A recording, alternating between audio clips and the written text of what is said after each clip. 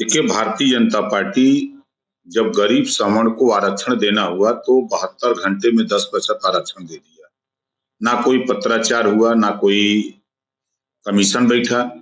वहीं पिछड़े समाज के निषाद बिंद केवट मल्लाह पाल प्रजापति कुम्हार नाई माझी मझवार इनको आरक्षण देने के लिए जो बाबा साहब डॉक्टर अम्बेडकर ने संविधान में व्यवस्था दिया है कि विधानसभा से प्रस्ताव पास हो, फिर विधान परिषद में, फिर लोकसभा में, फिर राज्यसभा में, तब आरजीआई के पास जाए।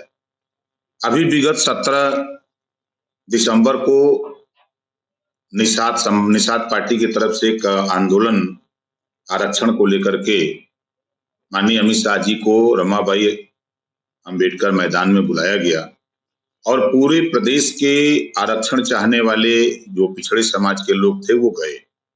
लेकिन माननीय अमित शाह जी ने वहां आरक्षण पे चर्चा ही नहीं किया और लोग नाराज हो गए, नारेबाजी लगाने लगे कि आरक्षण नहीं तो वोट नहीं। तमाम वहां हजारों कुर्सियां तोड़ी गई। विरोध पूरे प्रदेश में चरम पे हो गया। तो जिसको देखते हुए भारतीय जनता पार्टी ने एक ड्रामा शुरू किया है। इन्होंने माननीय संजय निषाद जी से एक चिट्ठी लिखवाया मुख्यमंत्री के नाम से कि आरजीआई को एक पत्र लिखिए आप हमको। तो फिर सरकार आरजीआई को पत्र लिख रही है, जबकि आरजीआई ने सुप्रीम कोर्ट में हलफनामा पहले ही एफिडेविट दे रखा है कि जब तक विधान परिषद, विधानसभा, विधान परिषद, लोकसभा और राज्यसभा से पास होकर के कोई प्रस्ताव हमारे पास नहीं आएगा तब तक हम किसी जाति को किसी श्रेणी में नहीं क्रमबद्ध कर सकते हैं। लेकिन ये भारतीय जनता पार्टी आरक्षण के नाम पर गुमराह करके सिर्फ वोट लेने की कवायद कर रही है।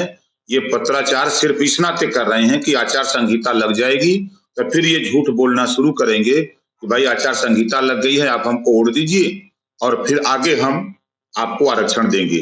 दिल्ली से लेकर लखनऊ तक डबल इंजन की सरकार इनकी है, लेकिन अब आगे ये सिर्फ गुमराह कर करके वोट लेने की कवायद है। इससे हम निषाद बिंद केवट मल्लाह माझी मझवार कश्यप राजभर पाल प्रजापति चौहान जो समाज आरक्षण के लिए 17 जाति के लोग जो आंदोलित हैं, इनसे कहूंगा कि भारतीय जनता पार्टी के पत्राचार में गुमराह मत होइएगा। ये अगर चाहते हैं तो जिस तरह 10% आरक्षण गरीब सवर्णों को 72 घंटे में दिए हैं, उसी तरह भारतीय जनता पार्टी पिछड़े समाज के 72 घंटे के अंदर इनको आरक्षण दे, तब तो माना जाएगा। नहीं तो ये वरना पत्राचार के माध्यम से ये धोखा देने की कवायद हो रही है।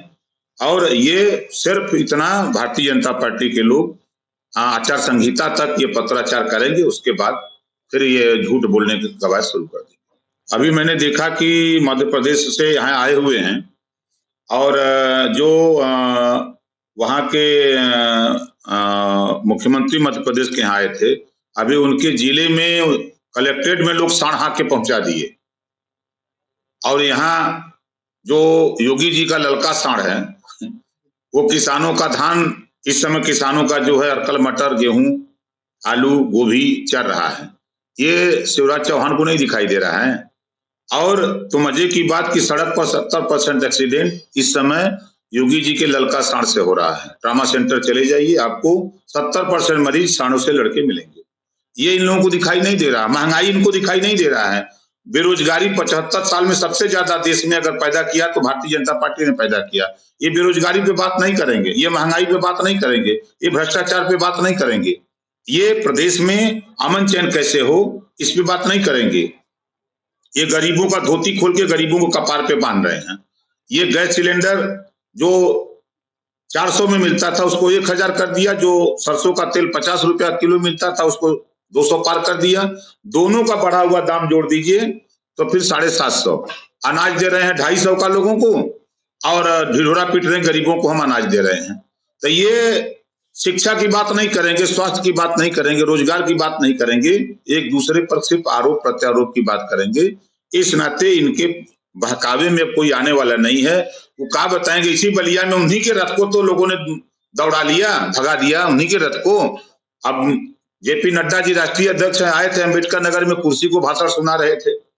अभी कल आना था अमित शाह जी को मऊ में और वो डर बस नहीं आए और भेज दिए जो है